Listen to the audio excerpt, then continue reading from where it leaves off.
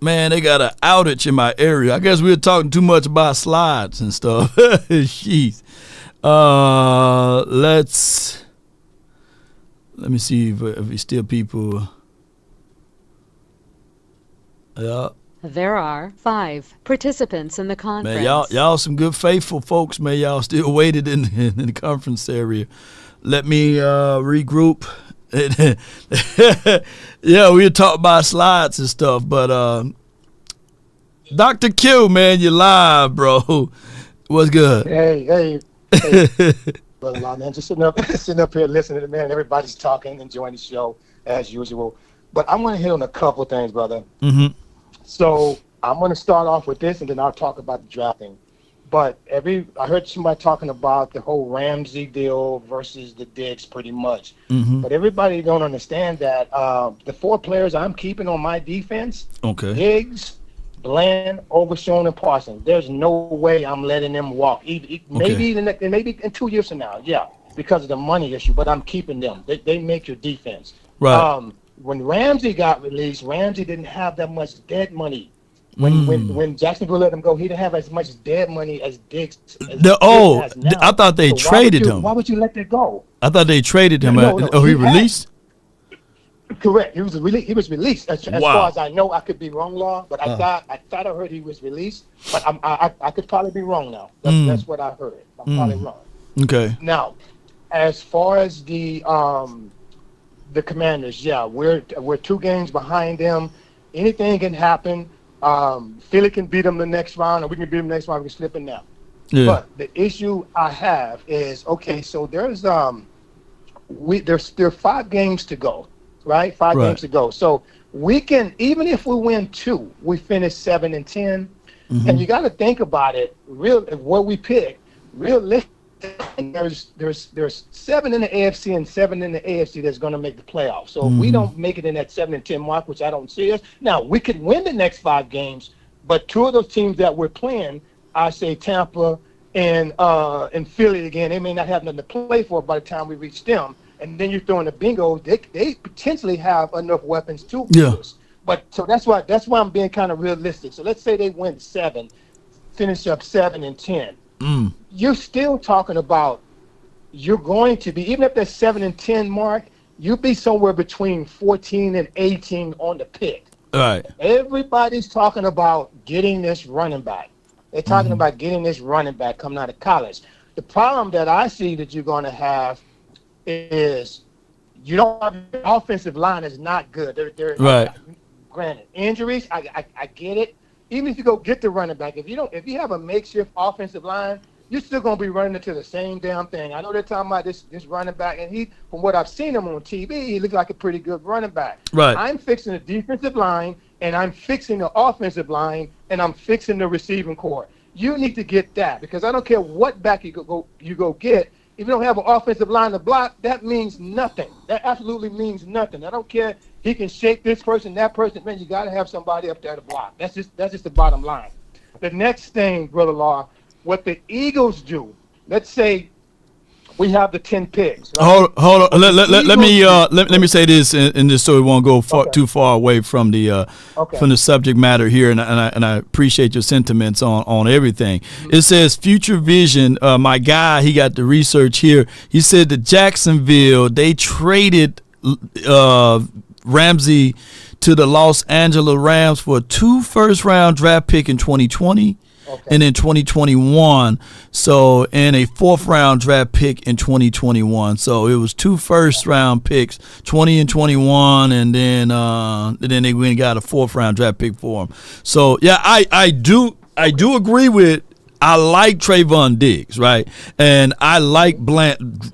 What's the 4 guys? The untouchables? Give it to me again. Yeah, it was Overshown, Parsons, Bland, and Diggs. Those are your untouchables on their defense. Yeah, to me, those are my untouchables. Maybe, like I said, maybe in the next year or 2, because you got to pay Parsons. Right. Can't pay everybody. I get all of that. Right. Restructuring, etc. So I can see, but I think you can't say, okay, this guy was the NFL interception leader. He suffered an ACL tear. Facts. Which I told you in the past. That takes a while to heal. You can't just say, oh man, he didn't play well this year. Let's release him. it just makes no sense, Yeah. man. What's up with some of our fans saying this? So me personally, I would give it another year or two, see Okay. what it looks like, and then you consider, maybe moving on and seeing who else we can bring in.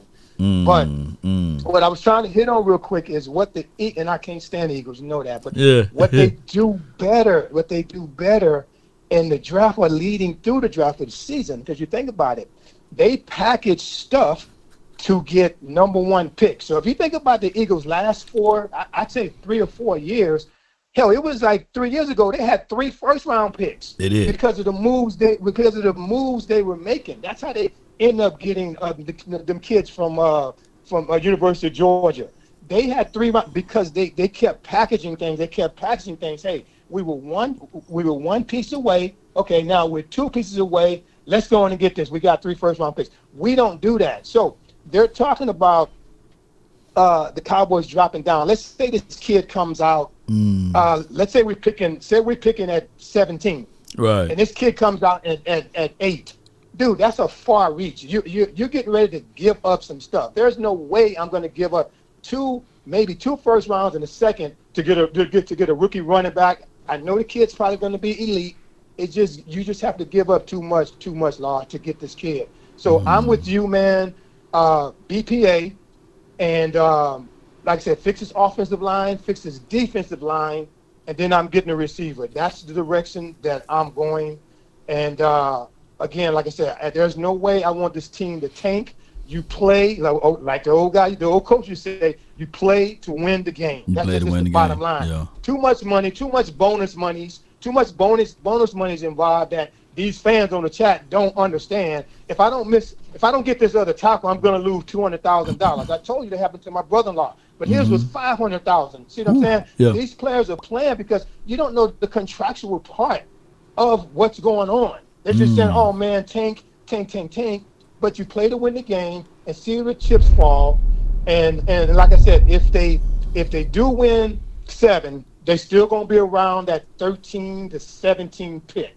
Yeah. Because you're still going to have several teams. If you look at the Giants we just beat, I think they're at 9 losses. Yeah. Look at Jacksonville. You're going to have at least 6 or 7, more than that, about 8 teams, 9 teams in front of you. Yeah. That kid might be gone by the time they reach 8. Yeah, it's just one of those things, man. But hey, Exactly, shout out to brother. Genty, man, and we'll see how things work from here, man. Good call from you, Q. All Good right, call. brother. Okay, Good call. take care, man. Yeah, I do like that. And what are the odds?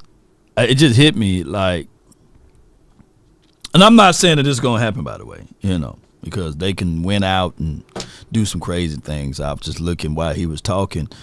What are the odds of the Eagles? They're 9-2 right now. What are the odds of them smelling themselves and them falling? Because last year they had a bad December. And that's where, they got a Baltimore Ravens, Carolina, it could be a trap game for them. Pittsburgh Steelers, that could be neither here nor there. Washington, Dallas, and then the Giants. They can literally run the tables, or they can start smelling themselves. Now, I think that they're going to be without Graham, right? Their edge rusher, he torn his bicep. And there could be a situation where and I'm not wishing no injuries upon anyone. You want to finish out strong or what have you. But, at some point, they got a lot of wins, a lot of W's in a row. But they finna, I guess, have one of their most challenging game and convincing game against Baltimore coming right around the corner here. So that could be a situation. What are the chances, y'all? I'm just saying. Let me know if you are an Eagle fan right now, and are you 1,000% confident on the final stretches of the last 5 or 6 games for you? All right, I got Point Dexter, I got D Schiff, and then I see my guy Swayze in the building. Appreciate you. But from the 409, what's on your mind on this Victory Friday? Man, you stole my song last week, but I'm going to sing it. Victory is mine. Victory today is mine. We played the Jazz on Thanksgiving, and we'll stay behind. Victory today is mine. Come on, hey, man. Come on with man, it. Did you have a great Thanksgiving? I heard you talking about that itis. Yeah, man, I was slumped over, man, trying to do that play-by-play and all of that. My wife made a pork roast, man, and it was off the hinges, you know. Oh wow! It was just falling off outside the box there. It falling off. That pot roast, it was just everywhere, huh? With some gravy and oh my man, God. that pork roast was off. It was tender, man. Melt in your mouth, wasn't nothing nice, you know. Yeah. Oh yeah. Come on with it. Yeah. Ooh. Now you know what? We won 2 games in a row. We just beat 2 teams that's not that good. Right. Okay.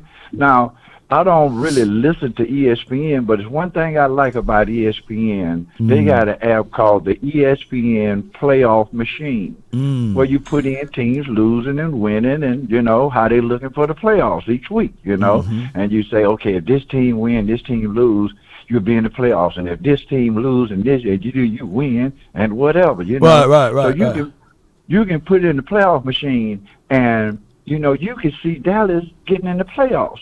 And, you know, and I'm like, Lord have mercy, Cooper Looper in the playoffs. You know what I'm saying?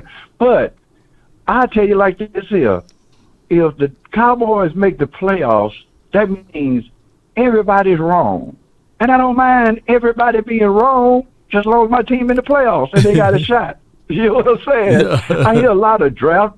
Hey, look, man, I hear a lot of draft talk. You know, right now we talking about where we would be in the draft if we win, lose, or whatever. You was excited last week. You was excited yesterday. Yeah.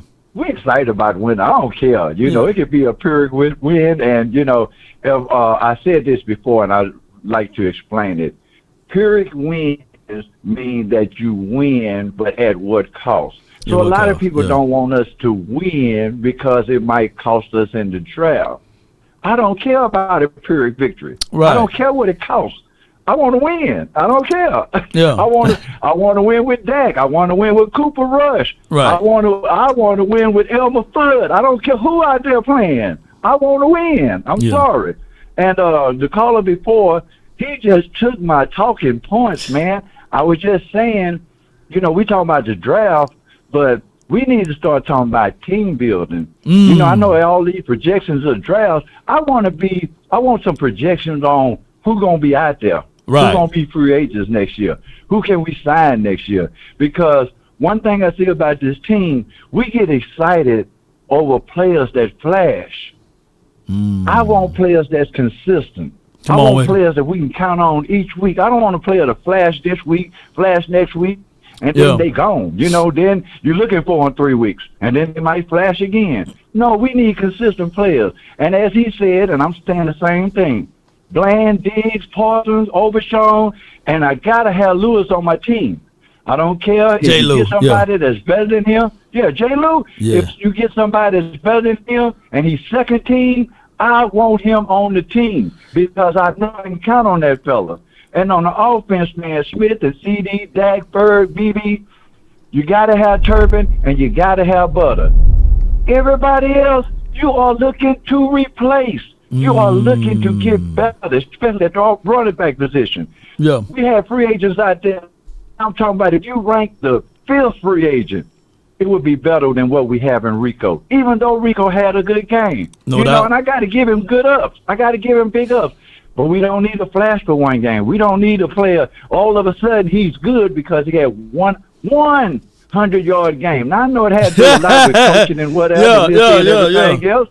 But we get excited over a flash, and we need to have consistent players. I don't need a player that's going to just show up 1 week and then you don't see him. You know, you're like, oh, man. But to be fair, Poindexter, for the last 3 weeks now, the last 3 weeks, going 3 weeks, man, Rico been averaging 5.2 to 5.5 yards per tote.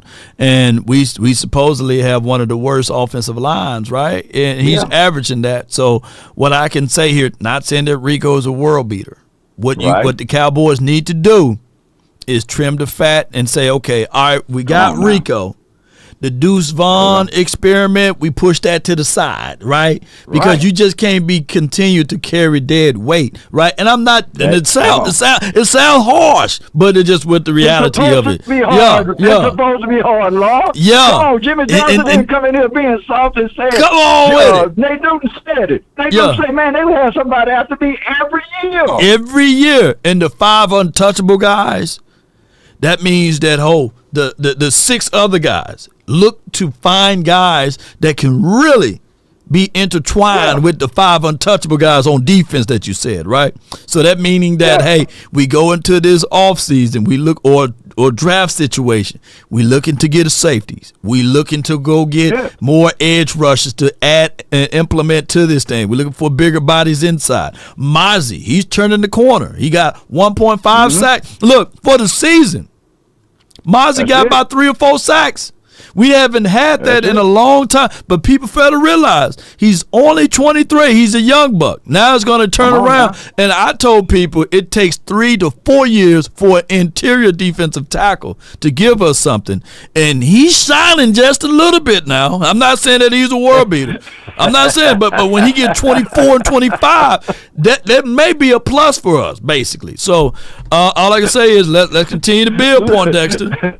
Hey, Lord, I love you to death, but that's exactly what I'm talking about, man. I want it to be, y'all talking about the draft. I wanted it to be hard for a draft pick even to make the team. Y'all sitting up here talking about, oh, we're going to get this draft pick.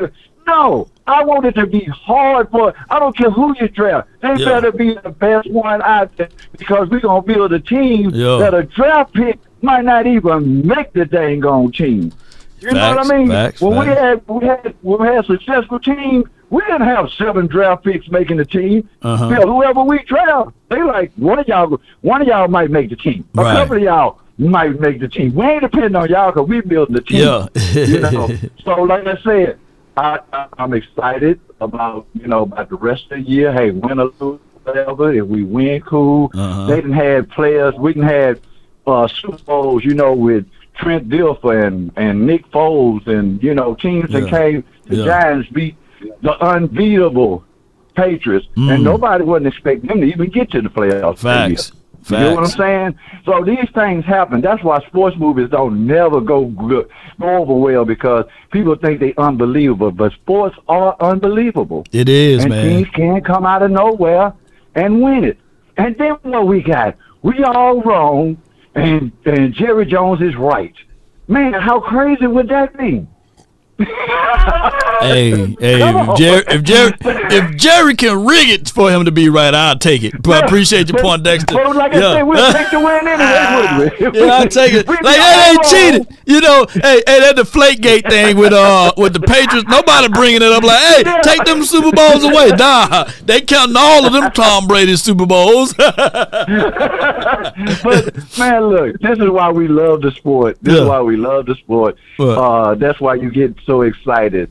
Even a win over the Commodores, a win over the Giants. I don't care, man. I was excited. I seen Turpin do that spin move, man. I was out my chair. You know what I'm saying? I was running down the sideline with him. You know what I'm saying? Hell yeah. Look, I love this game, man. I love what you doing, man. All these content creators and stuff, man. I might not agree with everything, you know what I mean? But I understand what y'all doing. Y'all are developing content. And most of the time, y'all are on point. You hear what I'm saying? No doubt. The season went haywire, so we talked draft, so that's good.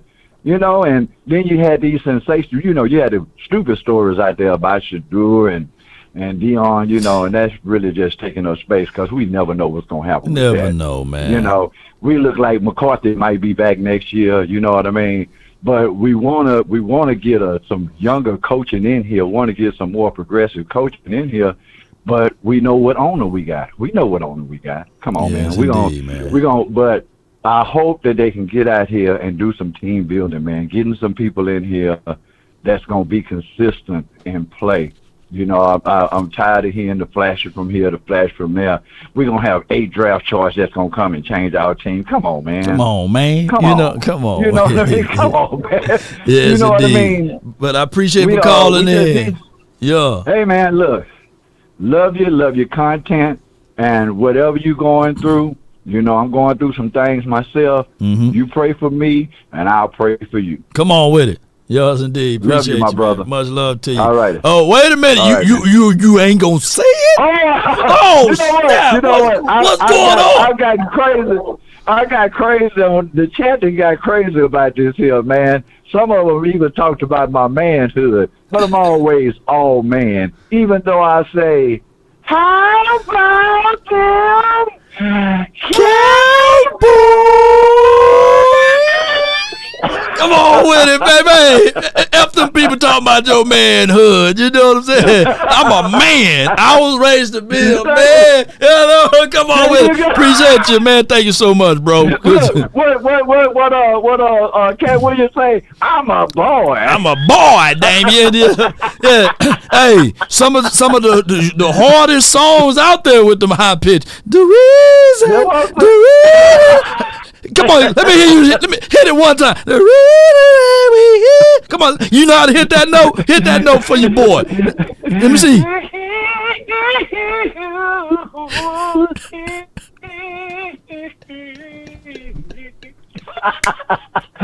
you're going crazy out your mind.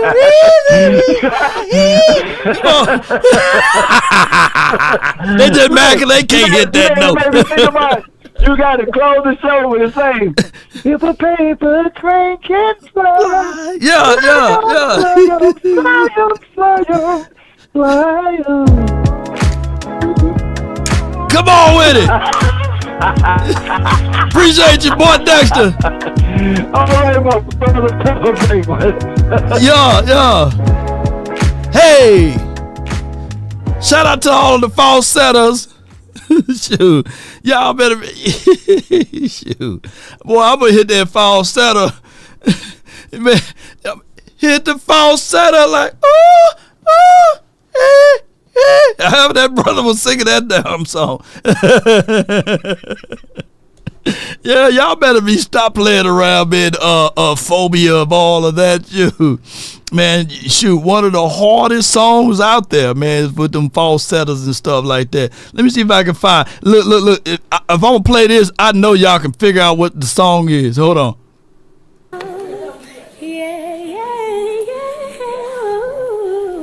That shit.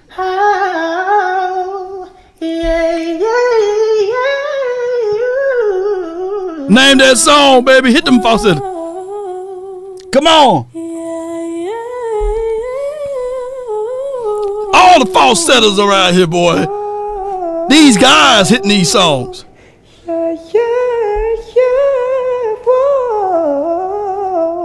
Come on, choir.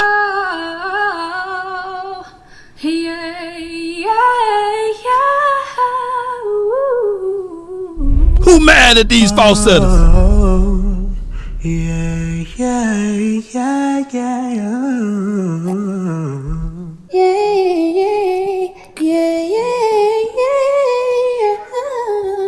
Come on. Come on, fella.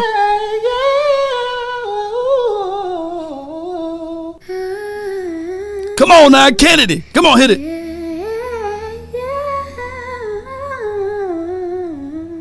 Shorty swing my way. Come on, where the slides at? All right, let me get the next caller. Oh, man, from the 409. What's on your mind? Talk to me, man. Hey, what's going on, man? Not much, Chef, man. What's good with you, bro? Man, not much, man. Happy, belated Thanksgiving, bro, and happy holidays, man. Likewise, man. Yeah, man. It's crazy to see, like, all right, the Eagles, right? They're like the third best, offense or whatever, as far as like how much yards they average. But like passing wise, they're ranked like 25th. that speaks volumes of how they are winning games and stuff like that. And the name of the game is to win, right? You look at it. They had the Green Bay Packers week 1, right? They won that one. They lost to Atlanta by 1 point, and that was coaching decision on how they did a few things. They played New Orleans. They won 15-12. New Orleans got hit with the injuries. Then they lost big time against Tampa, but then they realized they played Cleveland. Think about this, though. They played Cleveland, Giants, Cincinnati, Jacksonville, Dallas, Washington, Rams. Out of that fray of games, what they supposed to do? You know what I'm saying? They played the schedule, and those teams were not hot, including the Cincinnati. Not to take away from that, but they fell into a perfect storm. And yes, they supposed to be top with all of their accolades by playing that schedule. Well, yeah, and I mean they rushing wise, they're ranked number 1, of course. Right. And I mean them in Baltimore, they're on a tear because Detroit is 3rd. And Detroit's averaging like 154. Yeah. And Philly and Baltimore is 193 and 180 respectively. Mm-hmm. And so that's a big gap between, number 1 and 2 and the rest of the league. Yeah. So I just go to say what, those quarterbacks are capable of doing. But yeah, you don't have anybody questioning or really, talking about like, Hurts relying on the run game or right. his own running abilities because, his stats kind of add to that. And those dynamics or whatnot. Facts. Pushing toward the playoffs, though. It'd be interesting to see how far Saquon can kind of manage that. We've seen them at 10-1. So last year they're 10-1. This year they're 9-2. Right. And just to be fair, if they fool around and let me see if I can find them again. If they blow out the Ravens, I'm talking about win convincingly, like they've been winning in these last few games. Then I give them their flowers. I say, man, because what really got me was, did you see the other Thanksgiving Day game, the Detroit versus the Lions versus the Bears? Yeah. Did you see that game? I saw spurts, little bits and pieces. So I saw some chinks in their armor in that game, even though that's family business, that's the division of foe. I saw something like, damn, Detroit, come on now. There's some weaknesses over there. But every team got weaknesses, but that goes to show you that, it's any given Sunday, even though they managed to pull out the dub. Yeah. That's the biggest part. I think you got to distinguish those teams that when it's a case of any given Sunday versus a case of like, all right, that's a bad team, or not even a bad team, like a fraudulent team, like Washington. Everybody's just kind of waiting on that card to get pulled, right? Mm-hmm. So I mean, I didn't expect. I thought the Eagles were going to be more fraudulent than what I'm just kind of anticipating. I just feel like that. All right, cool. You'll take the division, but like I mean, we don't get no grace when we're running the division. And you know what I mean, we're gonna get the division win. We're always held to the Super Bowl standard. So whether we're 4-7 or 5-7 or 10-3, like I mean, we held to that same account. Right. So when I look at a team like the Lions, I can believe that team more than I can believe the Eagles. I see where you're coming from. Yeah.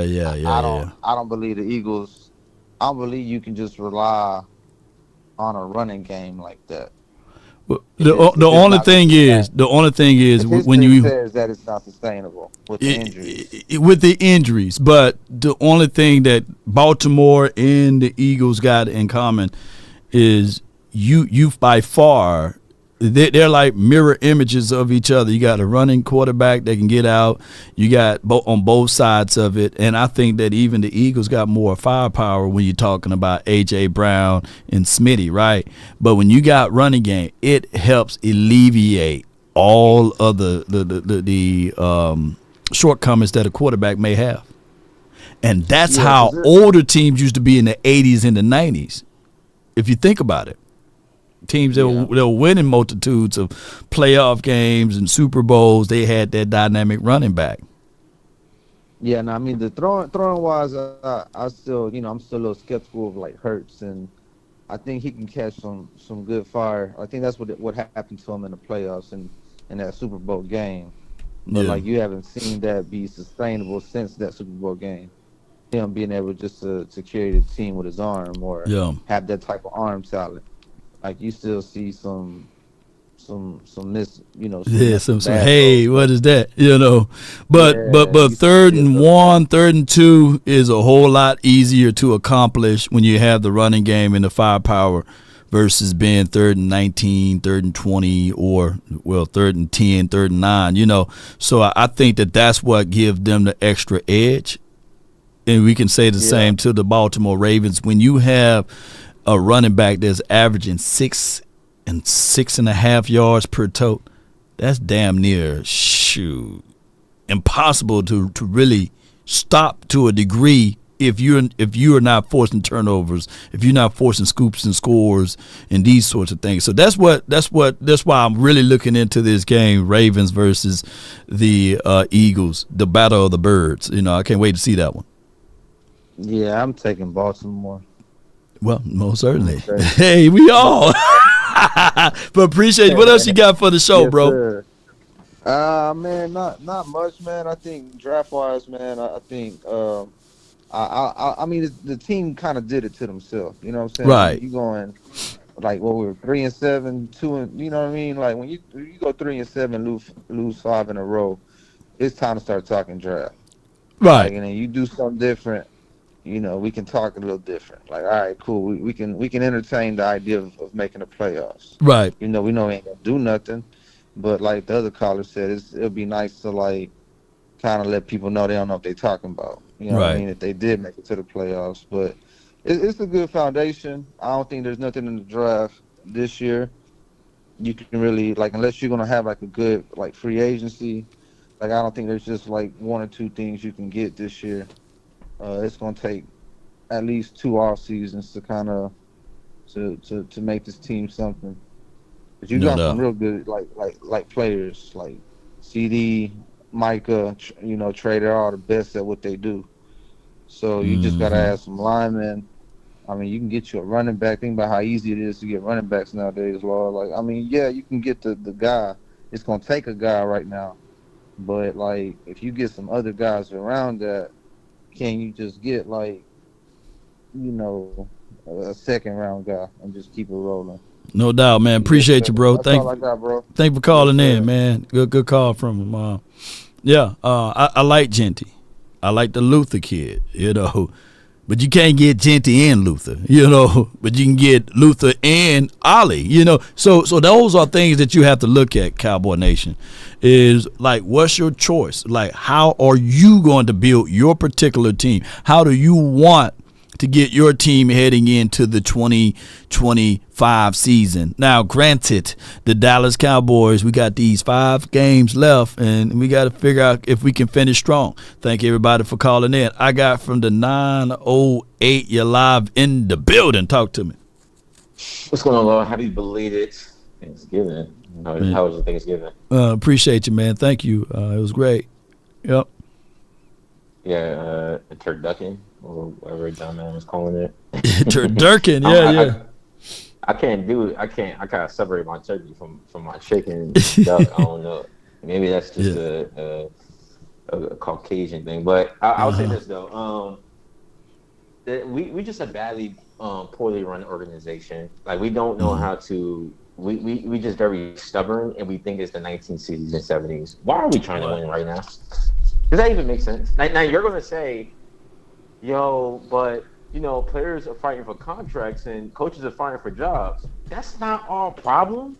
The job of the GM and management is to put these players in the worst position in order to get a good draft. Look at what the Giants are doing. Yeah. The Giants GM just went to Colorado to scout. Who they were scouting? Travis Hunter and Shador Sanders. They looking 5-6 years down the line. We talk. This organization is retarded. This is a badly poor organization. We're gonna be happy we go 7-10 or 8-9. We'll get the number 17 for 20th pick. We're probably gonna get a guard somewhere. I don't know. Probably gonna get a guard. We haven't been doing good in the first round draft picks unless it's a top 10 pick anyway. It's just I don't get it. You heard what Jimmy Johnson said. that is the worst contract. Dak Prescott's contract is the worst contract in Cowboys history. Jimmy Johnson said it. Well, let me say this though. Jimmy Johnson? Let me say this though. The Jets, Vegas, Jacksonville, Browns, Chicago to a degree. Are you thinking that they're going to win next year, or are they going to turn the corner? I think the Bears going to have a decent year. I can see the Bears being a playoff team next What year. about All their games Tennessee? been close. Tennessee, Carolina, because these are teams that consistently be in the top 10 as it relates to drafting. And I get it. I know that you wanted the Cowboys to pretty much tank it and get maybe a Shador or a Travis Hunter and possibly figure out a way to finagle Prime to get here. But I think in the business of the Cowboys, we always going to win somewhere in the middle.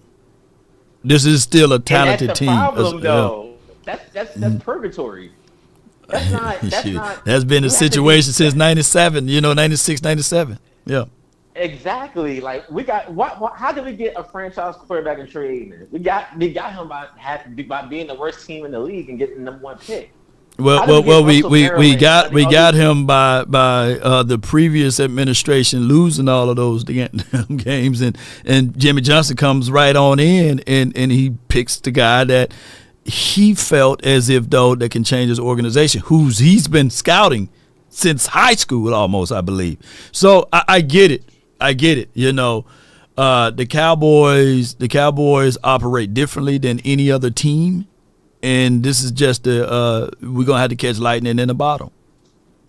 And that's why it's so frustrating as like the new age Cowboys fans. We're not rocking with this. Now the older Cowboys fans, I get it. Y'all already seen the new ones like myself that haven't seen Super Bowls. We're tired. We don't want to just go 10-7, 11-6, and make the playoffs, losing the first round, the whole 9 yards. We know when we're being fooled. Like when we know when it's a marketing trick and we're being fooled. Now I know you said those organizations, right, that consistently in top 5, top 10 picks. Right. But those are what you call very bad organizations from an owner standpoint. Right. Well, yeah, but those organizations collectively got more playoff wins than we do in the last 25 years. But what I want to say here is that, are you more frustrated that we beat Washington and the Giants? Like how we would have tried to lose those games, because these games they did come down to a final score here and there. So what you supposed to say? How we would have been able to lose against Washington, and how are we going to tell Josh Butler, man, hey, you're making $300,000 a year, man. Let him wide open. Organically speaking, they pulled the guy from the practice squad to be on his team, and he made plays, right? He made plays. No, what you do is you do exactly what the Giants did last week when they got blown out. We're not going to start the backup quarterback. We're going to start the third string. Oh, why are you starting the third string? That's just what the fans want. No, they really did that because, quarterback is everything. If you have a quarterback that is completely sorry, like Trey Lance is completely sorry, and we give him $5 million, I think, how much are we giving him? Like millions of dollars? It's crazy. But he's a third string quarterback. Yeah. But you do what the Giants did. They purposely tried to lose that game by playing. What's his name? I forgot. Did they try to lose last night? They could have won last night. You said they tried to lose last night? No, yeah. I think because it's Thanksgiving and you can't from just the organization standpoint. I think that they was like, you know what, we're going to start Drew Lock because it's Thanksgiving. I wouldn't be surprised they start the third string quarterback the following week.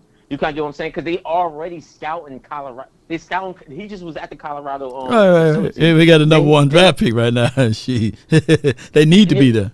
Yeah. Yeah, exactly. And before I go, because I do have to go, people are comparing like the Jalen Hurts. I heard the last caller. He said that the Philadelphia, they're like 25th in passing. No one is saying Jalen Hurts is a better. First of all, they both the same type of quarterbacks. What I mean, or was the same type of quarterbacks. Meaning like they're not accurate quarterbacks, but they have a lot of athleticism, right? When like the Eagles know for a fact because Jalen Hurts' body is already breaking down. You can see by the arm strength, like his body is already breaking down. They know by the end of his current contract, they're going to have to get a new quarterback. They're not going to give him a third contract knowing that he's going to be in his 30s and his main attribute is athleticism. That's my point with Dak Prescott. His attribute, what we loved about Dak Prescott, was that he was very athletic. He knew how to run the whole 9 yards. When you take that away, what type of quarterback is he? What is his strong suits in terms of his tendency? It's not being the best accurate quarterback. It's not having the best arm. It's about his tenacity and athleticism. And as he gets older, he's going to slowly lose that. So what he has to do is improve his accuracy, which you don't just improve your accuracy in your 30s. So by the time we try to draft the offensive line, try to build an offensive lineup, it takes years to build that, maybe 2 to 3 years. So by the time the offensive line is fully built up, now Dak Prescott is old and his body breaks down. What does that remind you? Tony Romo. When the offensive line finally was built up was 2014, but at that time his body broke down. Now we got lucky to get Dak Prescott, but now you're about to go through the same situation again with the older Dak Prescott, what we just went through with Tony Romo. Well, we'll find out, man. I appreciate you for calling in. Swayze, thank you for the 908. That's my guy. Here's my thoughts, though. We are not comparing apples to apples. Howie Roseman's job is on the line every year. He don't get the comfortable bed. He don't operate out of comfort. Right now, I believe he's on the phone right now calling folks, right? So here's the thing. When we try to make it an isolated situation versus a team situation, you lose 1,000% of the time. They're not leaning and depending on Jalen Hurts to win them games. By chance, yes, he can throw the final touchdown, but the comparisons is far beyond. You got AJ, and I hate giving praises to him, but you got AJ, you got Smitty, you got Dallas Goedert, right? And on top of that, you got the Saquon Barkley. You got a complete team. You got a team thing. So when AJ is not on, Smitty is. When Smitty is not on, then you have, dare I say, Hurts or Saquon Barkley. You got options. Whereas it's CeeDee Lamb or bust now with the Cowboys. We can't really lean on Jalen Tolbert. How far is Jalen Tolbert is from Smitty? How far Jalen Tolbert is, dare I say, from an A.J. Brown? Right? So, and I'm not even talking about the defensive side of the coin. Right? But the NFL, it is hard to win in the National Football League. Even if you have good team building management situations. Saquon Barkley, yeah. So there's in two different environments. Whereas the Cowboys, everything is on the one. Everything is on the one. And people, they still didn't get the context of what even Jimmy Johnson is saying. Jimmy Johnson said, hey, with that contract, I would have at least allowed Dak Prescott to finish out his contract. I wouldn't have extended him. And if they win, then you have to pay them. Regardless, you have to pay them. The price is going to be the price. That's not going to go away. $60 million is going to be $60 million, regardless of whether or not if he is or not the best quarterback in the National Football League or the best player. Newsflash. Troy Aikman didn't have to be the best player in the National Football League even before the salary cap was implemented. If you pull up his stats, he's not even top 5 or top 6. You had Elway, you had Jim Kelly. You had a whole bunch of quarterbacks that mathed out better than Troy Aikman from a stat aspect. But when it was time to go to the playoffs, when it was time to go to the postseason, you didn't have to lean only on Troy. You had Emmett, you had Moose Johnson, you had the number 1, number 2 defense, respectfully speaking. And if for anybody think that we are close to that, I got land on the moon for sale. Look, let me pull this up for those who don't understand, who was not born and watched the Dallas Cowboys defense during that time frame. How far are we off from being the number one defense? Where we at, y'all? Where we at? We got pieces, but we don't have a complete team. But what we tend to do is we look at one player and we say that one player got to get it done. Whereas when I go back to the Roger Staubach days and I go back to the Troy days, there wasn't just only him and them. Who's Tony Dorsett here? You know, come on, baby. From their mindset, oh, all right, come on, Rico is equivalent to Emmett and Tony. No. Not even in the same playing field, not even on the same planet or galaxy. But everybody makes it out of one player, and they get scooped into this whole, here come the Cowboys in the last 25, 30 years talk. Whereas other teams are building teams. The Cowboys emphasize on individuals. Trent Difford was making scraps with the Baltimore, I agree. Right. Brad Johnson got him a ring. Nick Foles got him a ring because they was on a team. Come on with it. Yeah. Brett Favre, Marino, Jim Kelly, Steve Young, John Elway. Yeah, Dramatic. So when I pull those things up, even to a degree, Steve McNair had better stats. But what ultimately count is to win. But people will say, hey, man, but Troy, when he got into the postseason, he leveled up. To this day, nobody done broke Emmitt Smith's record of 19 touchdowns in the postseason. To this day.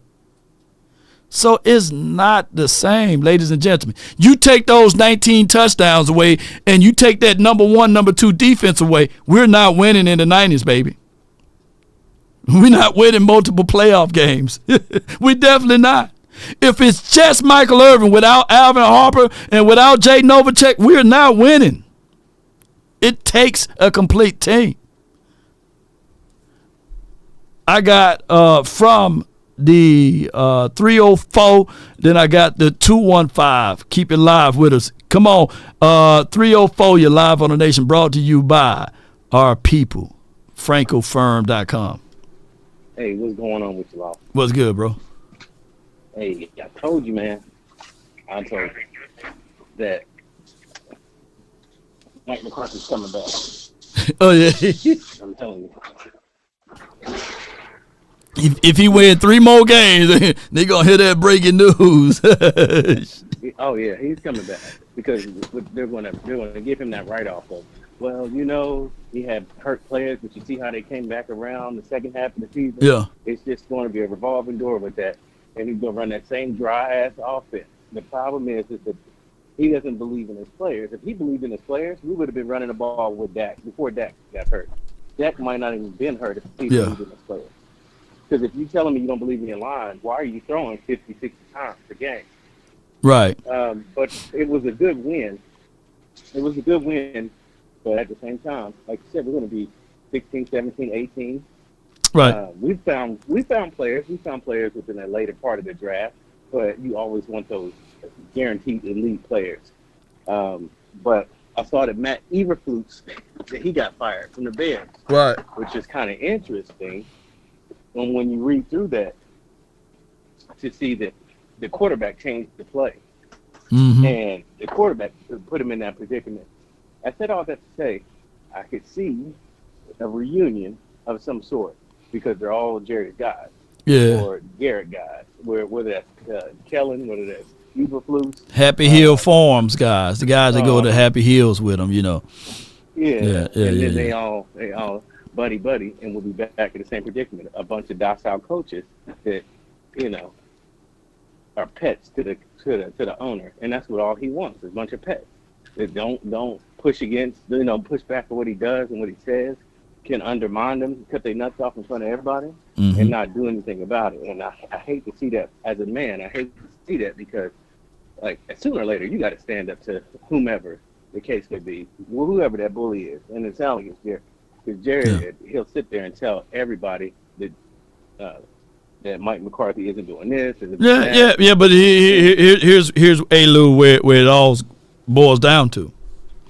In the last 2 weeks, in the last 2 or 3 weeks, I done heard 3 Hall of Famers say that Mike McCarthy, and 4 if you add in Aaron Rodgers, because he may be a Hall of Famer too, that Mike McCarthy is a good coach. He's really good. It's not his fault. I done heard Troy Aikman say it. I done heard just Jimmy Johnson say it. And we heard Tom Brady say it. All of those guys got gold jackets. Tom Brady going to have him a gold jacket, by the way. So if all of these guys are saying that Mike McCarthy is this good coach, right, and he's just been hit and snake bitten with these injuries, it'll be Mike McCarthy's decision on whether or not he stays or go, because I'm quite sure he will be granted the opportunity to still be the coach of this particular team, and that's just the way the Cowboys are going to roll with, because those are Hall of Famers. And then on top of that, Jerry himself said that Mike McCarthy is a good coach. So that's 4 right there. We can go on and on with this list. So he may just be back, and we'll be still talking about more of the same. Yeah, and the problem is you can always say that he's a good coach. Right. I don't take that away from him. But is he up to the times of the game today? Is he with is his scheme with today's game? You cannot run this vanilla ass West Coast offense with no motion. No motion. And with no motion, and you're like, I hate it. He's still running the fullback up the middle. Like, hey, bro, like, come on now. This is 95, whatever. You know, Moose Johnson would get 30 yards off of that. Right. These players are not dumb. Like when you did that, that was something that was innovative at that time. Now they're looking at you like, come on, bro. Yeah. Your nose tackle is taking care of that. But, Facts. you know, you can just see that he's still he's still stuck in the 90s, just like Jerry and them, delusional. But last thing I say is the offense itself. The second half of that game, we should have put up 40, 50 points. Yeah. His play calling got stagnant. Facts. He got comfortable. The only reason they got close is because he got comfortable and fell back into I don't want to push the envelope. I don't want to do this. I don't want to do that. Now instead of running the ball and giving Rico the ball and doing some motion out of that and coming out the backfield, you're throwing damn near wide receiver screens to Mingo. Facts. Like, come on, bro. But that's all I gotta say. Like, they're gonna run this thing. They're gonna try to run this thing back. They're gonna, bring all these players back. Not gonna get any free agents. We're gonna draft 10, 12 players and say, here we go again. Yep. Back in the same predicament. Yes, indeed, man. Appreciate you, man. You got to catch lightning in the bottle, man. I hate to be like, it's still Victory Friday, but the thing is with everything, bro, is those things. On the wall. The writing on the wall. We can see it. We don't got the Ray Charles vision. You know what I'm saying? But appreciate you, bro. And it's disappointing. Very disappointing. No doubt, man. Appreciate you. Yeah. So and this is not to beat up the boys. I'm hearing that Josh, he got a torn ACL. Hope all is well with him. Shout out to Jay Recruiter. I'll take your word for it. And Jay Recruiter also states that Wanye will be out 2 to 3 weeks. So hopefully, all is well with him. That's the only reason why you can't say that I want to tank, right? But if I'm Butler and I'm his people, I'm saying, hey, I gave y'all 10 solo tackles, a sack, right? I'm worthy. I bat the ball out of Malik Neighbors' hand. He was a first-round draft pick. I was an undrafted guy. Give me an opportunity to recover, heal up so that I can get right to it next year, And hopefully if the Cowboys don't pick him back up, another team can look at that tape and say, okay, well, you are at least honored to join our practice squad, right? So those are very tear-jerking things that you have to think about, right? Because, $380,000, it may be a lot to you all. But for the NFL money, man, that's dog water, right? You get some people that get in that a game. And that's what that kid is making a year. So he got to fight to get back on another team. At the age of 27, he's not a spring chicken. So those are things that, per Pat Walker. Okay, appreciate you, Jay Recruiter. So that's how crazy this thing is. Yeah. His NFL is not for long, right? Every player is a Ron Shazier hit away. And just because your mindset, and I'm not saying that jokingly speaking, I'm not saying that. I'm not saying that for jokes. Every player. So, yeah, you fight to get your coins. The NFL make billions. Think about this. The NFL organizations make billions. The owners make billions. The players make millions. Some make thousands. Right? So, by the time they retire, it's stated that 82% of the players live paycheck to paycheck or flat out broke once they finish their NFL career after 4 seasons. So money come in fast and quickly, money goes away fast and quickly. It's hard for them to get everyday jobs once they retire. There's only a spoonful of media companies that's willing to hire someone, right? If they can articulate themselves well and get in front of the camera and all of those things. If not, some of these guys can't or don't have degrees to fall upon. And who am I to really say to these guys that they misuse funds or don't know how to manage funds? I can talk to it from a level of being in my 40s, but some of these guys, when they get all of that money, imagine you getting money when you 20, 21, 22, millions of dollars. Some people don't have the intellect to know how to manage their money and their funds. And some people come from areas, and I'm not using this as an excuse, whereas Mama and them, Cousin Pookie and Ray Ray got their hands out. Let me start this business, man. It's going to be stomach change. We're going to bring them back. I need some seed money of $10 million, right? So people take advantage of those too, So I'm all in favor of these boys getting their money. I'm all in favor for them to say, hey, NFL, I'm not going to do this. I'm not going to do that. Yeah. But those are the other ends of the realities of it, right? But let's go with for the 215. You're live on the Nation, brought to you by FrenkelFirm.com. Talk to me. What's good, OG Law? Not much. Chilling. Now, you asked for Eagles fans to call in. Wanted to hear from Eagle Land? Well, I wanted to call in. I'm Chris from Uptown. I called in about earlier in the week. Okay. So, I mean, as a regular viewer of your show, if you would like to, you could definitely lock me in, and I'll call back in anytime. Okay, no doubt. What you got, Eagles fan? What you got? Now, you said, why do y'all believe? You asked for the chat. Well, why would y'all believe what was not going to happen from last year to happen this year? And it's very good context to this. And if you would give me some time, I would like to explain that. And also, we can convert back and forth just about the Cowboys as well, because this is a Cowboys show, obviously. But if there's some family business about us both being in the East, we could definitely have a conversation as well, because you talked about Trayvon Diggs. I just wanted to comment on that about trading him and what people gave up to get Ramsey. They gave up 2 first-round picks and a 4. Right. You're not getting that for Diggs, but, I mean, you were talking about draft picks.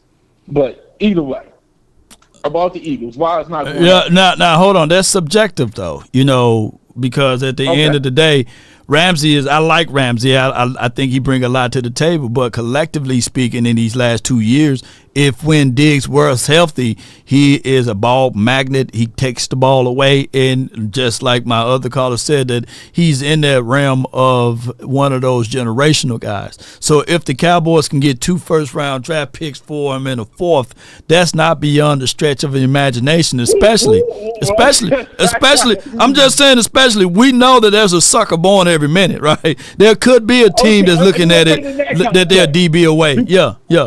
But go ahead. Only reason why I kind of made the noise that I made was Jalen Ramsey. Now, again, Trayvon Diggs, I hate this. I respect y'all team. Right. As a 35-year-old man, I despise y'all at the same time. Y'all a good team, but I hate y'all. I hate y'all. I really do. I can't stand the Eagles, but what? Yeah. But Huh? But he's not Jalen prime What's Jalen your Ramsey. point? What's your Prime point? Jalen Ramsey. Okay. Diggs gives up a lot of yards. We all know this. He gives up a lot of yards. He takes the cheese a lot. What he did against Jalen Hurts in the end zone, where he baited him, that's prime top tier Diggs. Not a lot of corners do that. But Ramsey, I think he wipe out the whole side of the field. Well, prime Jaguars Ramsey, I can see him on the sideline crying. You know what I'm saying? Because he got burnt. And on top of that, if you want to use up average yards allowed, don't you know who's giving up the most yards this season? I'll listen. Go ahead. Look up Mitchell, when we off, you know what I'm saying? And he's one of the top DBs that's giving up a lot of yards. But why it's not being mentioned is because he played for the Philadelphia Eagles, right? So that's just how it goes. Exactly no. Again, he's in his first year. Well, hold the table and hold your mouth, because that was happening in Diggs' first year, when he was averaging, giving up all of those yards, his first year, first healthy season. But I get it. I understand. The Cowboys going to always get some type of negativity. Like right now, garbage time stats don't count for Joe Burrows. He got a lot of garbage time stats. Yeah, they're 4 and 7, tons of them. But nobody's bringing up or mentioning, hey, Burrow's garbage time stats, man, them a lot of garbage time, y'all. No, they're saying, regardless of the situation, and I'm saying that Joe Burrows is a nice, phenomenal thrower of the ball. I like his skill set. But nobody's mentioning that because, for one, they don't care. It's not a narrative or a point that they can pull up and say to take down or take away what he's doing. But they do that consistently over here in Dallas land. Whereas there's nobody saying that, nationally speaking, there's nobody technically saying the only reason the Eagles are winning is only because of Saquon. When y'all win, it's a team win. Oh, it's AJ. Oh, it's Smitty. Oh, look at Jalen Hurts. He can do no wrong. Oh, and excuse me, look at Saquon. He could be MVP. But when we do the same thing, oh, man, it's the offensive line. It's not Zeke. It's some type of negative connotation. I won't push back because, again, I've only called in your show one time before. And you're speaking generally and with national. Yeah, right. Okay, when I talk to your boy 100 grand, he's for, except for when it came to the Eagles, in my opinion, he's for complementary football. It's all symbiotic. The running game, the passing game, the defense, it all works hand in hand. It does. So now, for me, I will tell you flat out, our team relies heavily, and there's no problem with it. Saquon Barkley, he has infested that organization, and I'm happy for it. He does help out with the defense. He does help out obviously with the running game and the passing game. But AJ Brown being on the field keeps safeties back. You're not locking up AJ Brown one-on-one with no safety up. So does Smitty. So does Dallas Goedert. He's a nice blocker, and he works the middle of the field. Right. They help out Jalen Hurts. Right. Jalen Hurts is an athletic quarterback who has a very good deep ball. He's a rhythm quarterback. He's not thoroughly accurate. So it all goes hand in hand. Damn, boy, you one of the most objective Eagles fans out here all year. You objective with that. I like that, by the way, because my counterpart, Lord Brunson, he was sitting there banging on the table saying that basically y'all better put some respect on Jalen Hurts' name. And since entering into the National Football League, only Pat Mahomes got more wins than him, which is a very tangible thing. But one can argue if you pick Jalen Hurts and put him on the Chiefs and put Pat Mahomes on the Eagles, it's over with. Yeah. That's one thing I disagree with LB about. Yeah. I thoroughly disagree with him about Jalen Hurts. The best thing about Jalen Hurts, flat out, that boy a winner. He don't shake, he don't fold. Will he throw a bad ball? Yes. But if it's under 2 minutes, he got a timeout. Y'all, we down 3 or 4. I'm not blinking because he don't. I just wish he threw a better accurate ball. That's it. Damn, boy, you must be outside of the Eagles community, boy. No, that's the way my daddy raised me. My dad, like, when they win with you, if they win without you, they lose without you. You support them, but recognize what they are. No doubt. So here's the thing, and I will give Hurts those intangibles. His intangibles are that he goes unshaken, or he at least give you that face. But here's the greatest thing that you guys are eligible to do. You don't consistently put him in those positions, meaning that that's a good thing. And that's not. That's what a team's supposed to do. They're supposed to look at your strength and weaknesses and say, okay, we're going to strengthen your strength. We're going to minimize your weakness. We're going to give you a run game, right? And on top, we're going to give you 2 wide receivers, and we're going to give you a release valve, because the best friend to a quarterback is tight end / running backs. And even to a degree, you guys did similar things just last year. DeAndre Swift was just running just as good as Saquon Barkley, but Saquon Barkley took you guys to this level. He took y'all to this level. Yeah, because he's that much better than DeAndre Swift, But that's a whole nother conversation. Yeah, but real quick, I want to wrap up because I know you probably got some other callers. But the main reason why I thoroughly believe going from 10-1 last year is completely different than 9-2 is we have a way better defense by far. I know what you said about Quinyon. I think Quinyon Mitchell, I think young boy's legit. I think he's thoroughly legit. I think Cooper DeJean legit. They have better talent in the secondary, and our linebacker play is by far. I like how you talk about Overshown. The reason why I like Overshown coming out of Texas. To me, he's about 2 years away. Only reason why I say that, he's a sideline to sideline, and he's a blitzer. His IQ has to work on that. If you watch Jacoby Dean took 2 years, and Overshown missed his rookie year too, to learn to be able to have this for the game to slow down for him. Zach Bond came out of nowhere. Y'all would love a Zach Bond. He's a solid. A solid linebacker for you guys. He's a solid linebacker. And Jordan Davis, how you talk about Mozzie Smith. Yeah. It takes 3. I remember you saying it take about 3-4 years. It take about 3. Yeah, 3. Yeah. So we solid on our defense, and of course Saquon Barkley. But that's why I thoroughly believe we are not falling off.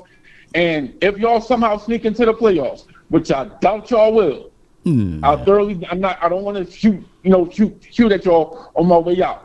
I just don't think y'all don't want to make the playoffs. And the main reason I say that. Well. Let me say this.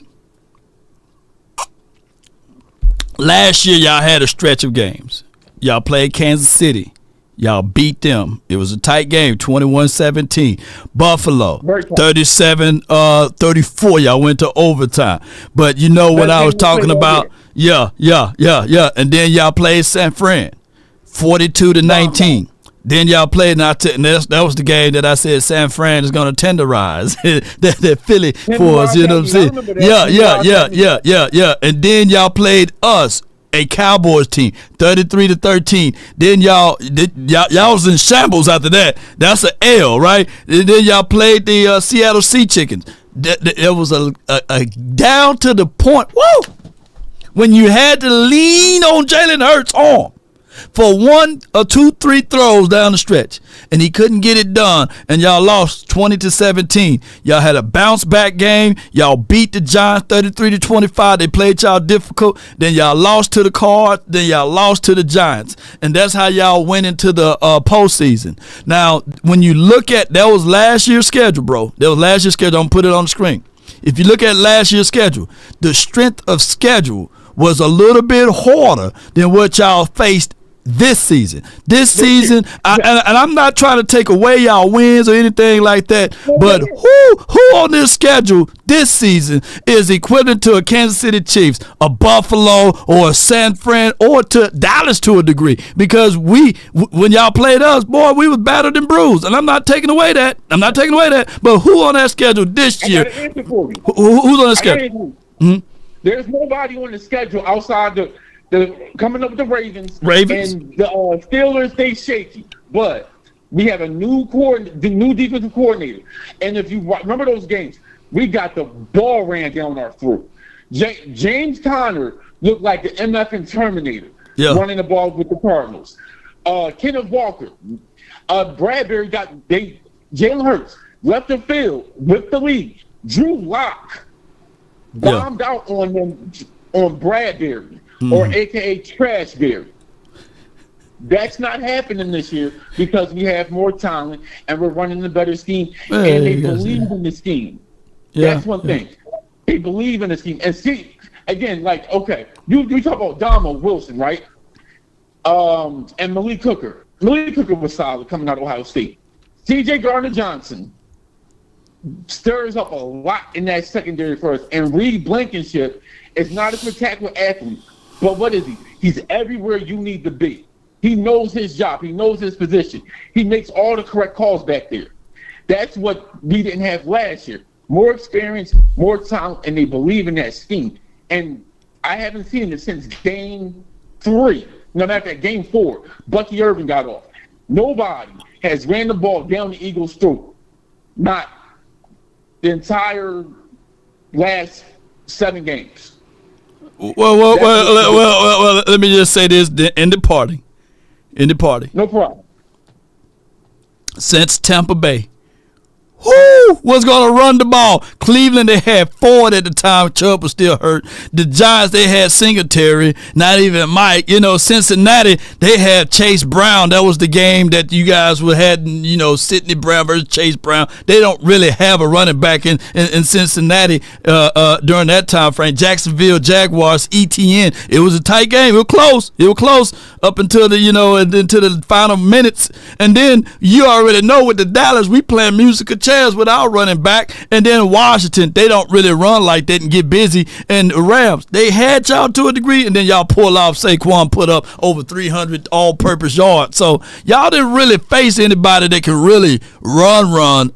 But this weekend, bro, Chris is your name. Chris, this weekend, Chris. Oh my God, Christopher, this weekend. Look, they gonna have the Ravens with that big boy. You bring your lunch pail and double chin straps this weekend. Yeah. If y'all win convincingly, I like Jordan Davis. Yeah. No problem. Hold on. But I'm just saying, you can run onto the outside. You can run on the outside, just no A-gap, B-gap runs, and then y'all missing out on Brandon Graham, who's really a good. Who's gonna hurt? That's gonna hurt, but. I got it. I know you would like. I will hope we resign him. I wouldn't even want to put him out there say what I was about to say. But Millie Williams, he is about 6'2", 6'3", 290. Yeah. He plays on the edge, on the outside. They can't put him out there. Now, real quick about the Rams. I just wanted to say about Kyron Williams is a solid running back. And he did have a couple nice runs. But like I said, with the running game, the symbiotic with the passing game, they do a lot of eye candy, a lot of things, which could have confused the Eagles and a linebacking core, which could have opened up some more holes. But we have a good scheme. Well, we got a good scheme, and we have good, solid players. So, man, I'll call back in next time and we continue. Yeah. Hit me up, Chris. Yeah. Let's see. Let's see. Yeah, no doubt, man. That's Christopher Eagles. He gonna be saying Christopher Robin. Yeah, yeah. But you only play your schedule that's in front of you, right? And that's what they did. They took advantage of the schedule that's in front of them. But remember, it wasn't too long ago that everybody, mama, uncle, cousin, Tupac, and Biggie was saying Washington, Washington, better watch out for Washington. And then when we played them, man, it's just Washington, man. Anybody can do that against the Washington, man. That's just Washington, Yeah, that's just Washington, dog. This is who they are, So that's just how that goes, too. I got from the 815, you're live on the Nation, brought to you by FrenkelFirm.com. Brandon, talk to me. See, Law,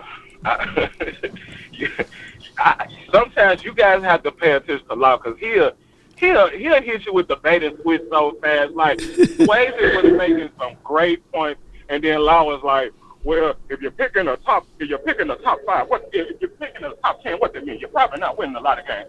Then he said, but collectively, they do got us a lot of players. Like, come on, bro. Wait a minute. Now, what point? What point? What's your point? What you saying, bro? What you trying to say? You have moving points. Like you don't want nobody to pin you down to nothing. You have a lot of moving points. I want to get to what I want to talk about. Pause, man. They definitely gonna have nobody pin me down. Now, come on. I'm gonna slip and get on up out of there. I'm gonna slide real good. Now, you just got to be. That's the art of debating, because at the end of the day, what's your point? Intellectually, you don't want nobody to pin you down on any topic. Where was I wrong though? Just point it out. I'm just trying to. What's your point? Cut it out. Hey, come on. Wait a minute. What's the point? You can hit it again. This is the great thing about having your show. You can always make yourself seem right. So, but wait a minute. I'm trying to figure out where's Law was wrong. You know. Well, let's go there then. Let's go. I don't want to go there, but let's go there. Law Nation want to talk about. They got AJ Brown and Devontae Smith. Yeah. Look, remember, what's your point? See, this is why I hate that Cooper Rush has won, because what it's gonna do is it's gonna make Law do what he just did. Well, if Dak was healthy and we had some talent, we actually have had lots of talent with Dak Prescott. And Dak said we don't need Amari Cooper. That's how we got Jalen Tolbert. Cut that BS out. Please stop saying if Dak Prescott had talent, because he did. Other point, Jimmy Johnson absolutely said that was the worst contract given in modern history. And all Law Nation said was, well, he didn't say that. He just said, wait till the season was over. That's he did. Wait a minute. What? Now get it out of your chest. Get it out. It's time for Law Nation to karate side. Keep going. And another thing that Law likes to do. If you, the last few years I have called and I have said a repeated thing. I said, do not re-sign Dak Prescott by God we did, and look how it turned out. Law Nation, if you listen to Law Nation, go back please to listen to Law Nation in the last game Dak finished fully healthy. Law Nation told you exactly how he feels. But this is what Law does. As time goes by, it seems like something happens and he loved Dak again. Law, I love Law, but he has moving. You can't pin him down. That's why I say you can never pin Law down, because he would never say yes. Dak had plenty of talent. Did he not? Law, answer the question, please. Did he not have plenty of talent? Compared to what? Subjectively speaking, at this point. If you compare the Dallas Cowboys when they had Amari Cooper, CeeDee Lamb, Noah Brown, Ted Wilson, we had Dalton Schultz, Jason Wynn, we had Ezekiel. And hold on. And now let me get in. Let me get in here. This is not a monologue. Come on. Let me get into this, man. Let me get into this. Go ahead. And what was the results? 12-5, right? 12-5. You win 12 games. You win 12 games. So, baby.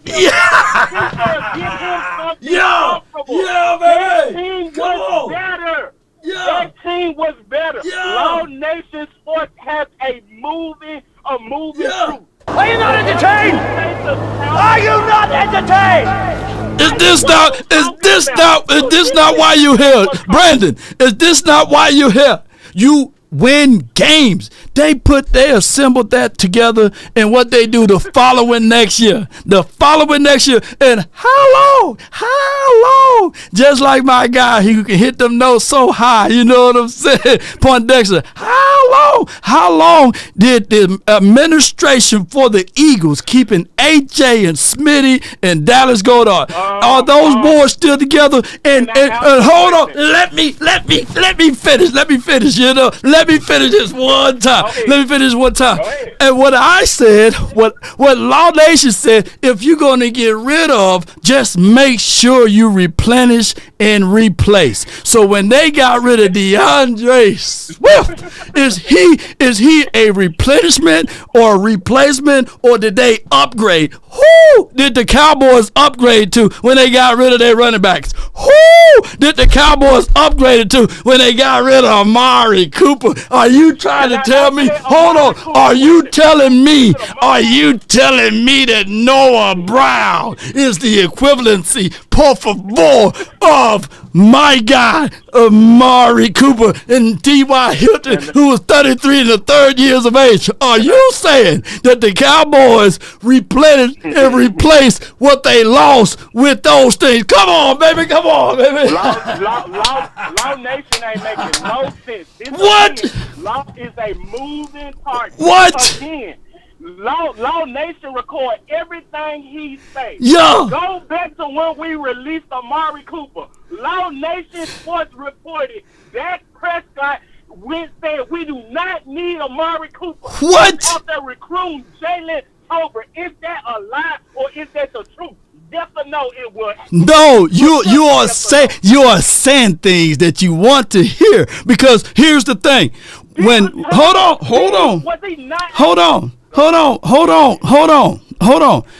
Dak Prescott reached out into that particular draft and said that, hey, I like this kid. I like his skill set. Just because he said it doesn't mean that it's going to work. What did he say about Amari Cooper, though? I don't have any notion of what he said about Amari Cooper. And even if he did, he's good. Don't do that.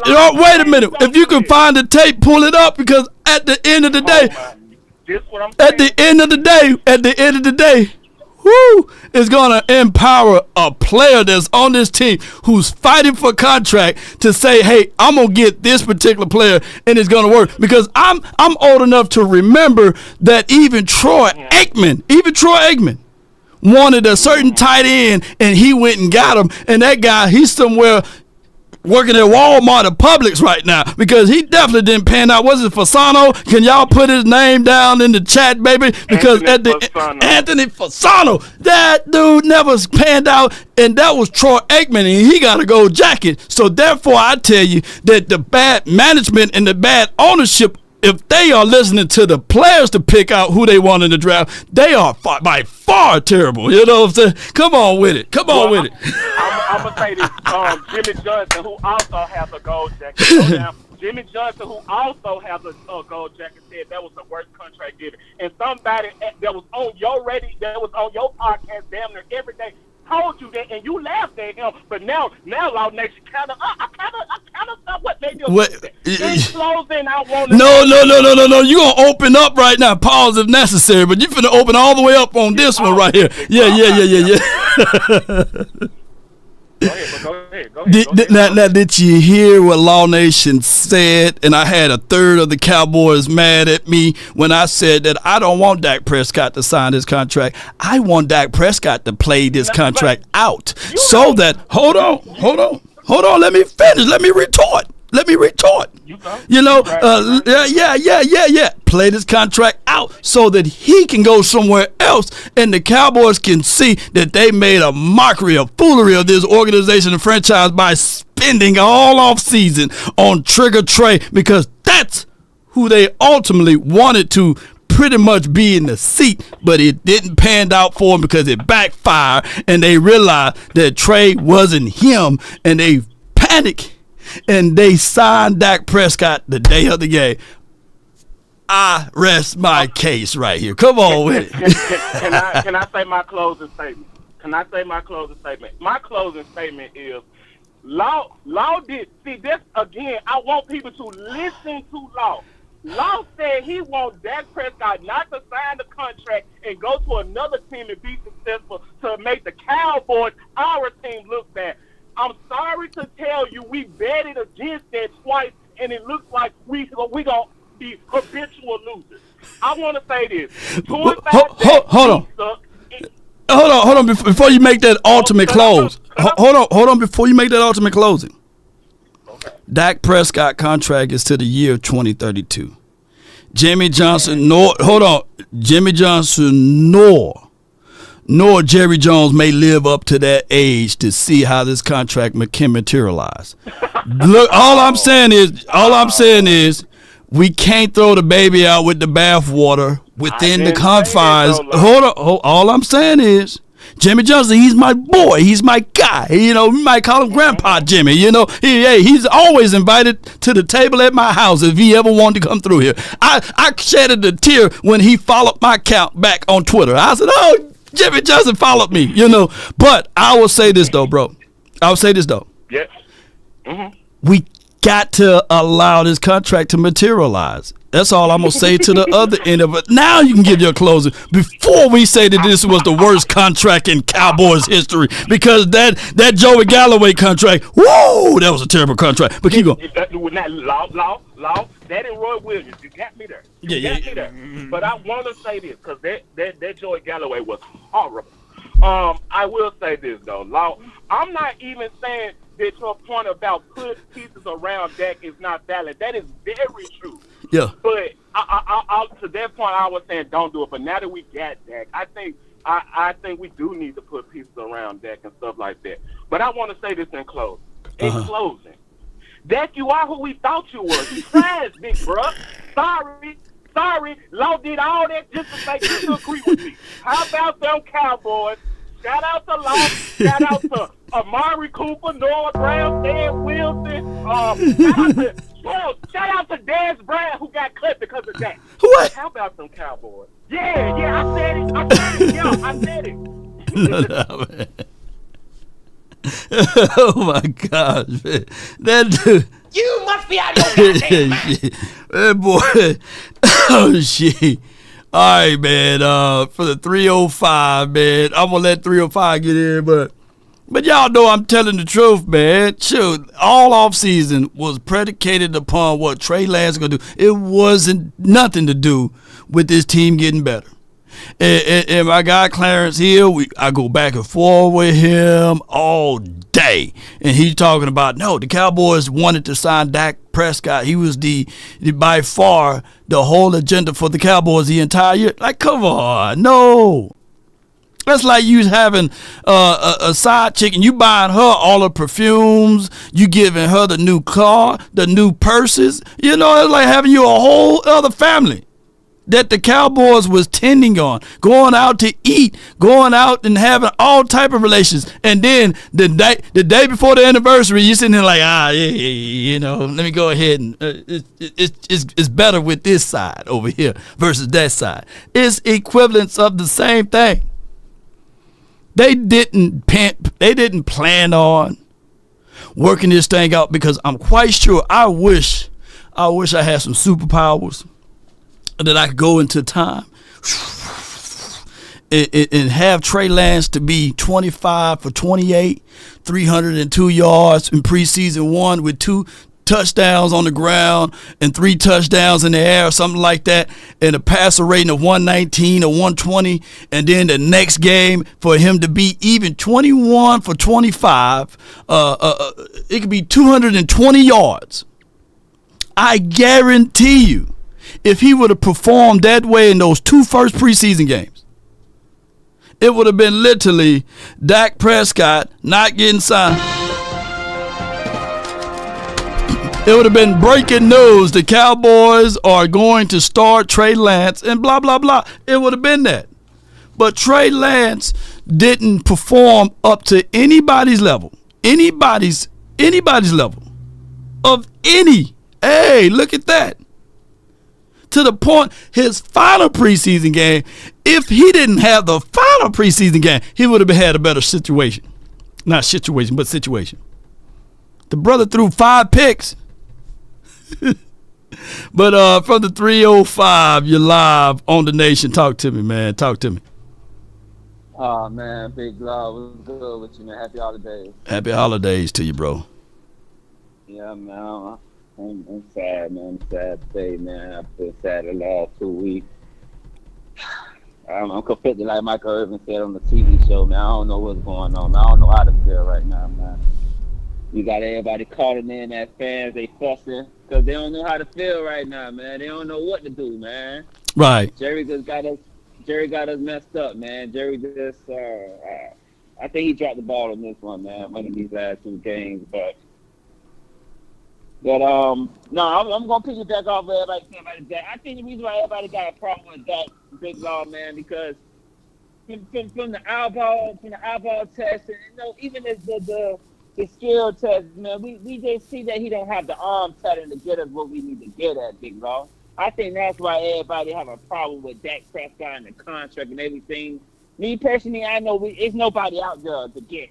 That's why they signed him. Because if you let him go, like I said before, but I've been calling in the last couple of weeks and stuff. If you let him go, you send your franchise back even further. Because there's nobody out there. As you can see, everybody's scrambling for quarterbacks. That's why everybody's dropping, right? For the draft to get 2 quarterbacks out the draft. There's only 2 quarterbacks that 10 teams want. You get what I'm saying? So if you don't sign Dak, it's like, who you going with it? You get what I'm saying? Yeah. But I just feel like we messed up, man. You know, my prediction was to be honest and do a thing, man. But right now, man, I don't know what Jerry's trying to take this team, man. I don't know what to say, man. You feel me? A win is a win, though. How about my Cowboys? You know, I can't complain about the win. Cause, yeah. You know, you play to win the game. You play to win the game. I think that's what the fans got to understand, man. We can't help how these players out there, man, going out there and just not to win. Like you don't want to build sorry character. You get what I'm saying? So I understand why they out there winning because ain't nobody out there. Anybody who plays sports, I don't care if you play high school, Warner, college, collegiate, wherever you play that, you play to win the game. You do. So I don't care what. Yeah, I don't care what ownership going through. I don't care what the coaching staff going through. You as a player, you going out there because you don't want to look suspect. You don't want to go in the locker room and say, boy, you know that we got bombed 2 times. Boy, you might get cut next week. You get what I'm saying? Especially in the NFL. So I understand it, man. I'm not mad at the win. I just feel like, man, it just set our friend. It doesn't do the win. It's countless. It's like we're gonna be in the middle of the pack again in a draft. Middle of the pack. So that means you picking the same type of players that you've been picking for the last 3 years. Well, it doesn't make no sense with me. I don't get it, man. But I feel you, man. Appreciate you for calling in, bro. And hey, go Cowboys, bro. Go Cowboys, man. Go Cowboys, man. All right, man. Goodbye. It was a great calling session today, man. I gave y'all some overtime on Black Friday. I just want to say this, though. Look, don't lean or depend on one player. You're not going to win in the National Football League. Burrows is 4-7 right now. Trevor Lawrence is what? Trey Lawrence is 2 and what they records are? 2-9. And I know some people will give their spleen away to have before these guys made it to the pros. Y'all give y'all spleen away. Give me Law. Give me Burrows. And I'm not saying that the Burrows factor is the reason why they're not winning. But what I'm saying is that it takes a complete team. Those are combines of what? 6 wins. And both of those, nobody mentioned $250 million that these boys are getting. No one is mentioning about the talent that's surrounding these boys and these sorts of things. We know that it's hard to win in the National Football League. So my point here is, if you decided to pay Dak Prescott $250 million and knowingly that he got the no trade clause on his contract and his contract goes all the way into the year 2032, you better figure out a way to build around that, because that's not going away. He's off his furniture. So if the Eagles built around Hurts, and I get it, they went to the Super Bowl and beyond, but you'll be a fool to think that Hurts can take the Eagles to the Super Bowl by himself. You'll be a fool. You'll be a fool to think that these guys or these teams can only go to the Super Bowl if they have XYZ at quarterback, because the correlations to that is what Burrows is doing right now. He can't take his team to the Super Bowl by himself. So it's very, very good correlations. So the point is, build your team. You got CeeDee Lamb. All right. So what can you do to put another weapon beside it? We can talk all day about, the Cowboys did that with Brandon Cooks. He's been hurt all year. He just made it back. On top of that, he's going to be a free agent next season. So either you're going to keep him around for next year or get you another wide receiver. The problem is with Cooks and Lamb, they play in the same spot out of the slot where they get busy with. So that's like having double dipping in the same with the same chip. Get you 2 chips. Lamb, match him up with a different kind of caliber wide receiver. And if you thinking Mingo gonna be that guy, come on, I got land on the moon for sale. He will be a good splash player to come in and out, but you better go out there and get you another wide receiver. You better go out there and figure out run game. If you're leaning on Rico for next year for 2025 and say, hey, Rico's the answer because of what he did in these last 3 games, I got land on the moon for sale. Black Friday off. 60% off. Go and get you a running back. The offensive line seems to be a little bit more gritty. Stop playing political football. We know Awesome, he's out for a high ankle sprain. But solidify your offensive line. But in these last 2 games, they look a little bit more scrappy. But excuse me, it's hard to tell when you're going up against, respectfully, the 28-29 defense out of the Washington team. So you really can't have a parade for that, right? And the Giants, they are who they are. They only won 9 games. I mean, they only lost 9 games this year, 10 games this year.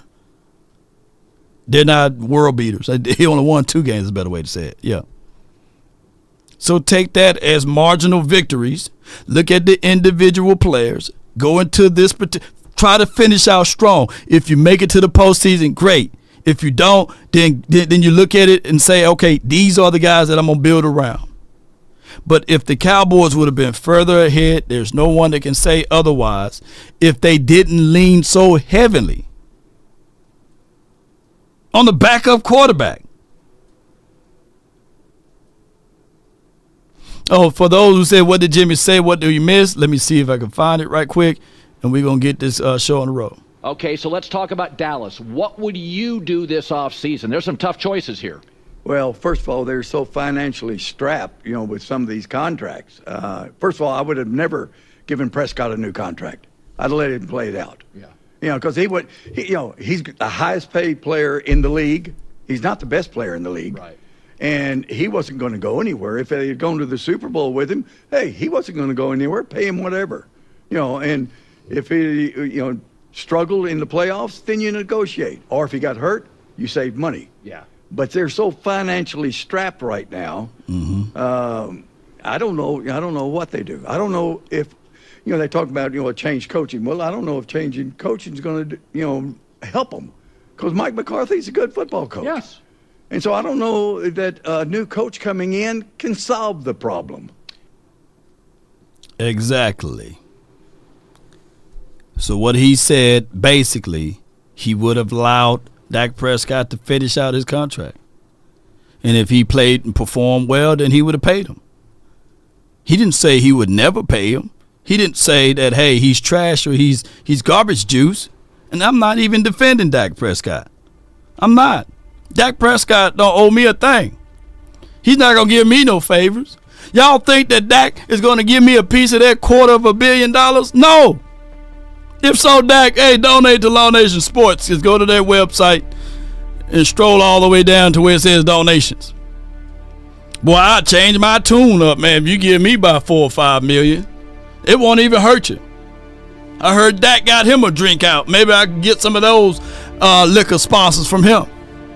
But no, he's not giving me a dog thing. And neither some of y'all that's in here watching.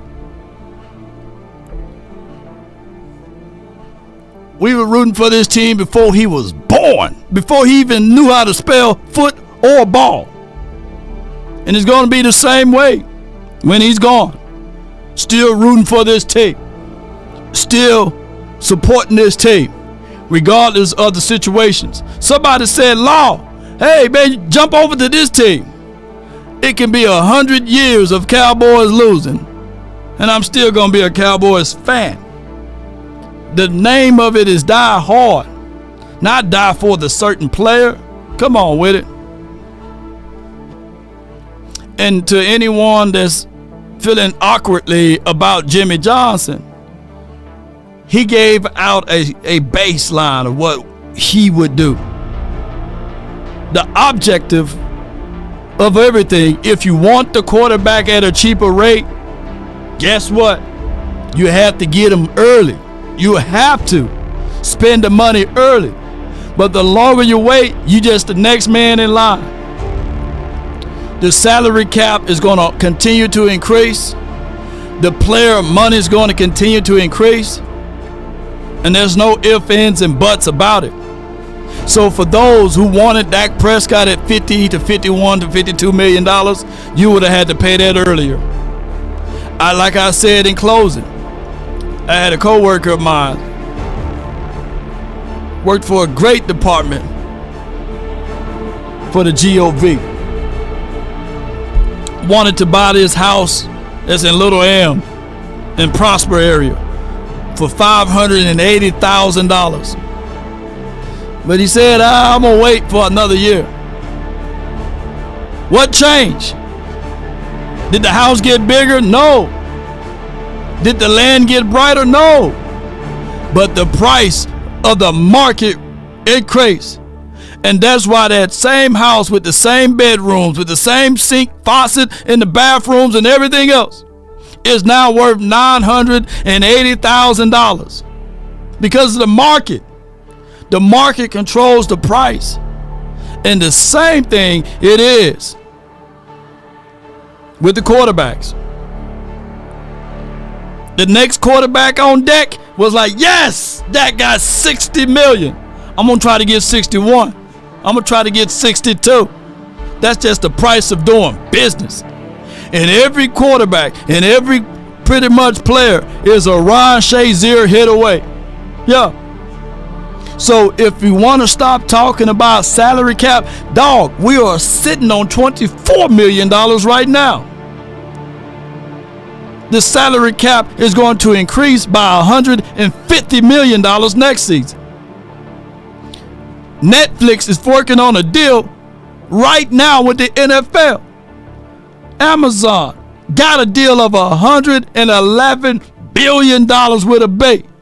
So yes, the money is going to increase. The cap is going to increase. But for those who don't understand, we'll always use that as a crux. Mama said on this beautiful day, one day, may she R.I.P., rest in power. It's about determinations. It's about will and sheer grit. Your desires. Write this down. Appreciate everybody for your support. And if I missed your super chat, I'm going to catch you on the back. If you want a thing bad enough to go out there and fight for it, to work day and night, to give up your time, your peace, and your sleep, if all of your desires of it makes you quite mad that you don't get tired, and it makes you hold everything taut in shape, if life itself seems empty and useless without it, and all that you scheme and dream is about it, if you will gladly go out there and sweat for it, fret for it, or plan to lose all terror of your mind. If you would just simply go after the thing you want with all of your capacity, strength, sagacity, with faith, hope, confidence, and stern pertinacity. If neither cold or the poverty or the famish or fame or the sickness of body or brain can turn you away from the thing you want, if dogged and grim and besieged and beset, with the help of Almighty Cowboys Nation and anyone that's listening, you will get it. In the words of Prime Time for Your Mind, and Travis Hunter just scored a touchdown.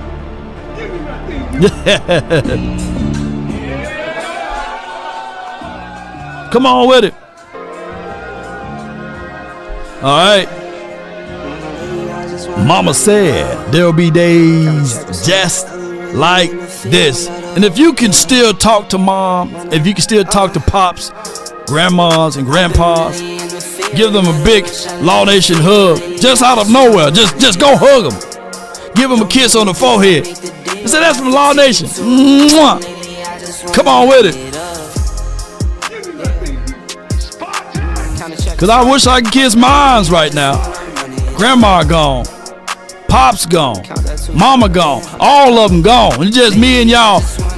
Come on, let's get it.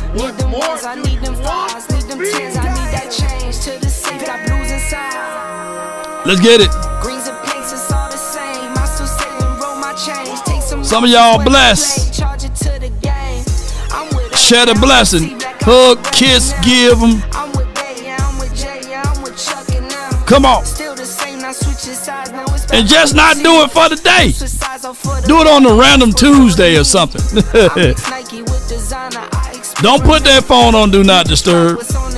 Shout out to you, Eric Oldhead, Young Bull Stewart. And appreciate you, Anthony Gallup. Come on. Gina, one love to you. She said hers gone too. We praying for you. Hey, yeah.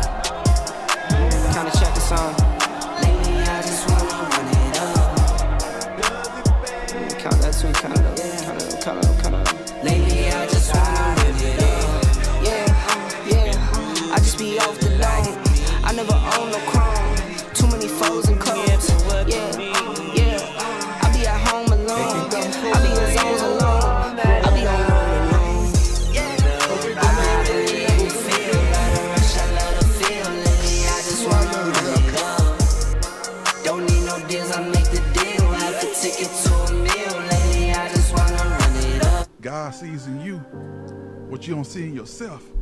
And that's why he chose you to break generation cycles. And he about to open door for you that no man can shut. That no man can shut. Because he wants to be a witness for what he about to do. Woo! My God. He wants them to be a witness for what he about to do. So keep faith. Keep faith. And don't worry about if God gonna do it. Because it's already done. It's already done. You are favored. Victory's upon you. I need y'all to receive this message. Big dog. Yeah, that's right. All I ask is when you lay your head on that pillow at night, know I gave you everything I had. I gave you everything I had. But what is your counter? What is your damn counter? Oh, snap. Giants fans. Oh, my goodness. Hush.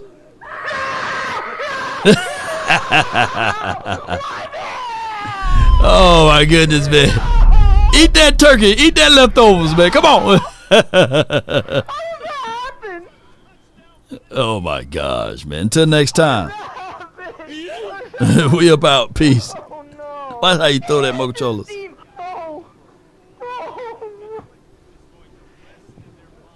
Nobody, baby, and who can do it like me? Who can give you what you need? Who can do you all night long? Law, baby.